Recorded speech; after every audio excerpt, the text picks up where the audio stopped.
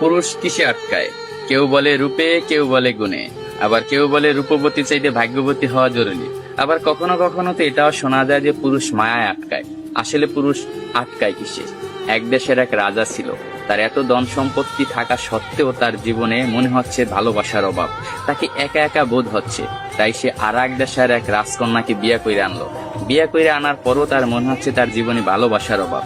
সে আরো একটা বিয়ে করলো, কিন্তু তারপরও তার মনে হচ্ছে জীবনে ভালোবাসার অভাব।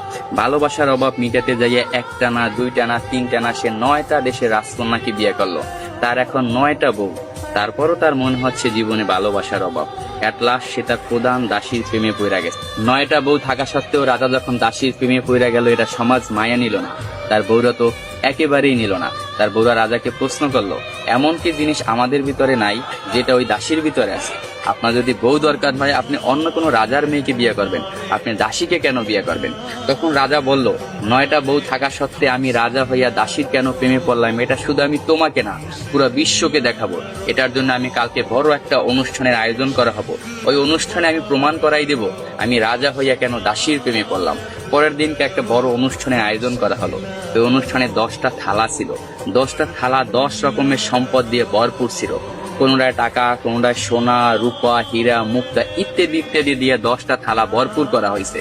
10টা থালা ভরপুর করার পর রাজা সবাইকে বলল, এই 10টা থালায় 10 রকমের সম্পদ আছে।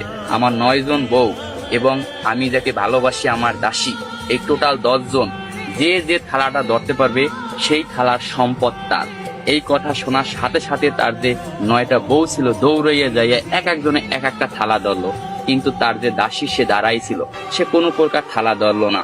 তখন রাজা প্রশ্ন করলো তার দাসীকে, কি হলো, তুমি সম্পদ কেন ধরলা না?